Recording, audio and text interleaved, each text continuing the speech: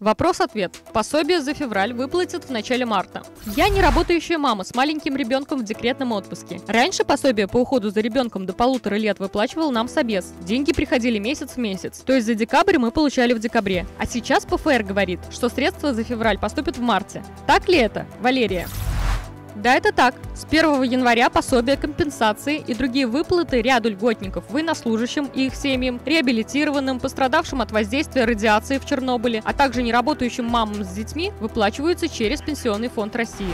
Первые выплаты эта группа льготников получила в середине января досрочно. По стандартному графику она должна была осуществляться в феврале. Следующая выплата будет в марте в соответствии с постоянным графиком и дальше по графику. За март выплаты будут в апреле, за апрель в мае и так до конца года. Например, Анастасия, неработающая мама из города Чебоксары, получает пособие на ребенка до 1 года 6 месяцев в банке каждый месяц, 3 числа. За январь 2022 года это пособие Екатерина должна была получить 3 февраля, но получила досрочно 17 января. Выплату за февраль Екатерина получит в марте, в обычные сроки, 3 числа. Если у вас возникнут вопросы по вопросам назначения выплат, переданных Пенсионному фонду из органов соцзащиты, то получить ответы вы можете, позвонив по телефону регионального контакт-центра 8 800 600 04 85. Звонок бесплатный.